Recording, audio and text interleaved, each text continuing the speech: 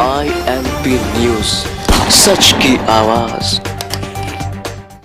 गोंडा जनपद के मनकापुर कोतवाली क्षेत्र के कुड़ासन स्थित पंडितपुरवा में एक महिला को 5 वर्षों तक नशे की गोली खिलाकर उसे प्रताड़ित करने का मामला उजागर हुआ है। आरोप है कि दबंग ससुरालीजनों ने महिला के पति के साथ मिलकर मानवता को शर्मसार करने वाला ये घृणित खेल खेला है।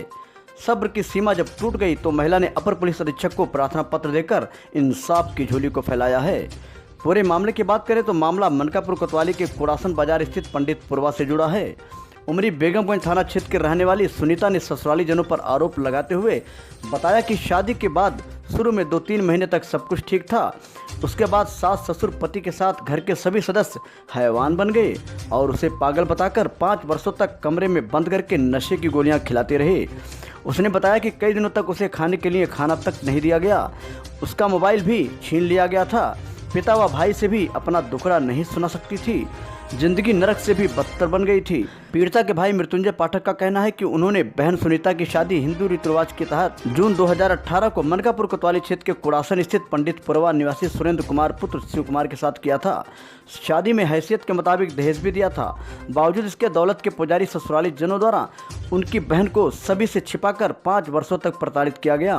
मृत्युंजय ने बताया कि कुछ दिनों पहले उसके बुजुर्ग पिता जब बेटी से मिलने उसके ससुराल गए तो उन्हें घर न ले जाकर बाजार से ही वापस कर दिया गया और कहा गया कि तुम्हारी बेटी ठीक है, मिलने की ज़रूरत नहीं है। इसके बाद 7 माह पूर्व ससुर शिव कुमार रात 8 बजे के करीब सुनीता को उमरी बेगमगंज गांव के बाहर स्थित सरोवर के पास छोड़कर दबे पांव गायब हो गए। पीड़िता सुनीता ने घर जाकर सारा वृत्तांत सुनाया, जिसे सुनकर मानो घर वालों के पैरों तले से जमीन खिसक गई। घर वालों ने सर्वप्रथम सुनीता का इलाज करवाया।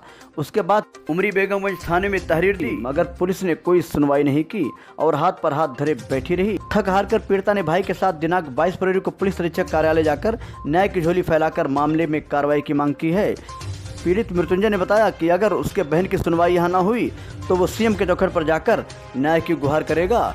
कितनी हैरानी की बात है कि एक तरफ सीएम योगी महिलाओं की सुरक्षा के लिए हर संभव प्रयास में जुटे हैं, वहीं दूसरी ओर इनका खुलेआम शोषण हो रहा है और संबंधित थाने की पुलिस जांच पड़ताल करना भी मुनासिब नहीं समझती।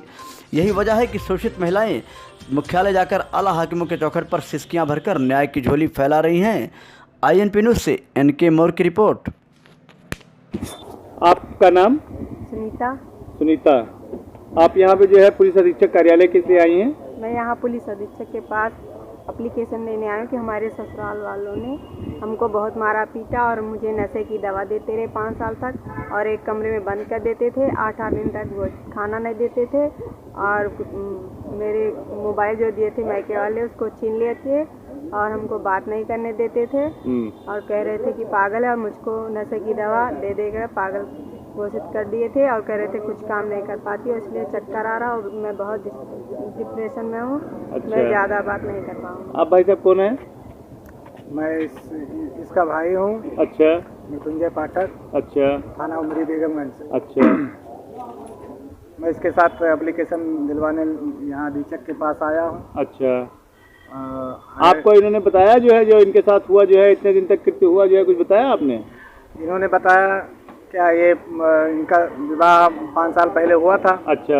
तब ये गई ससुराल, जब गई तो 3 महीने वहाँ रहकर आई, तब कुछ नहीं पता चला, कुछ बात नहीं हुआ था। उसके बाद जब गई है तो 3 साल वहाँ रही थी। अच्छा। 3.5-4 साल जी। तो फोन पे कभी जो है इन्होंने नहीं बताया?